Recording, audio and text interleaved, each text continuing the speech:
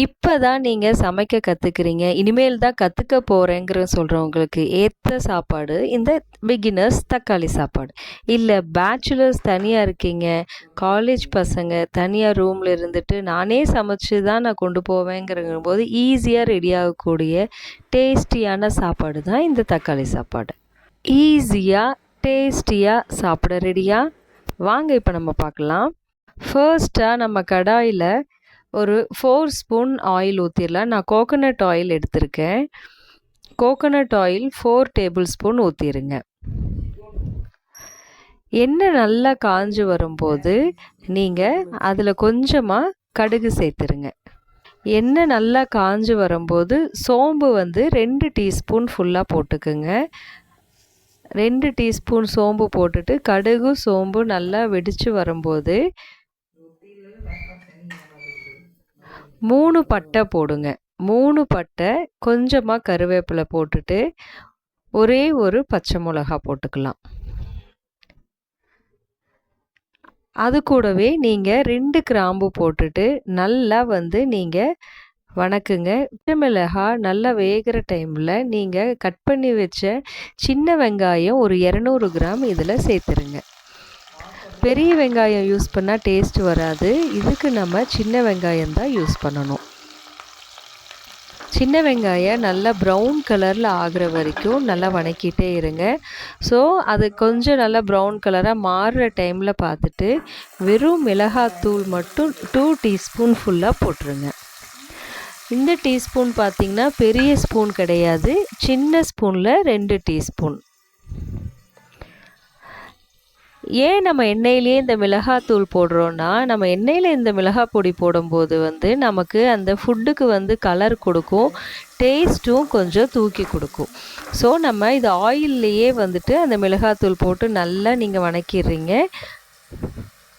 அதை நல்லா வணங்குறதுக்கப்புறம் ஒரு 6 பல் பூண்டு இஞ்சியும் நல்லா மிக்சியில் அரைச்சி வச்சுக்குங்க.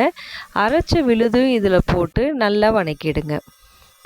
அப்போ தான் அந்த இஞ்சி பூண்டு ஸ்மெல் நல்லா போகிற வரைக்கும் நம்ம வணக்கிட்டே இருக்கணும்.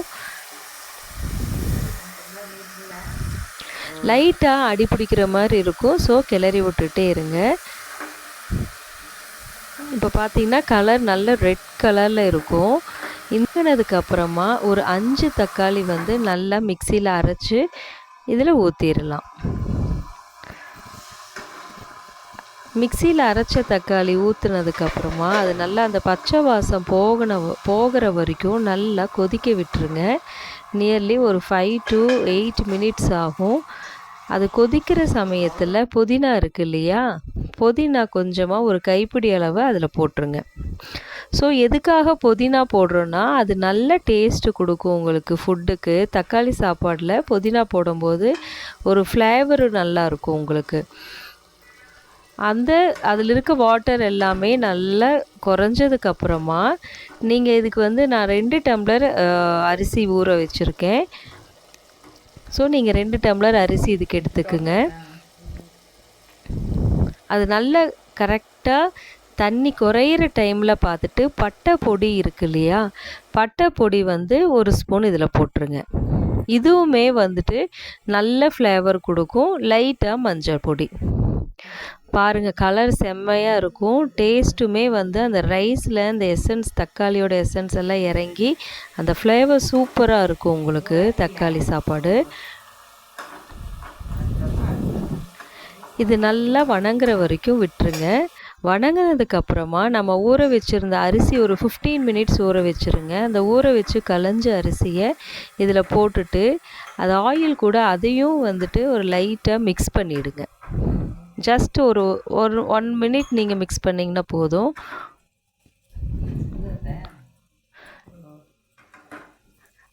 இந்த ரைஸும் அந்த தக்காளி கிரேவி நல்லா மிக்ஸ் ஆனதுக்கப்புறம் நம்ம 1 டம்ளர் அரிசிக்கு 3 டம்ளர் தண்ணி ஊற்றணும். ஸோ 6 டம்ளர் தண்ணி நம்ம இதில் ஊற்றிடலாம். 6 டம்ளர் தண்ணி ஊற்றி அது நல்லா கொதிக்கிற வரைக்கும் விட்டுருங்க. ஓப்பன் பண்ணியே வைங்க. அந்த தண்ணி அதில் இருக்க அந்த 6 டம்ளர் தண்ணி நல்லா கொதித்து வர்ற டைமில் பார்த்து தான் நம்ம குக்கர் மூடி வைக்கணும்.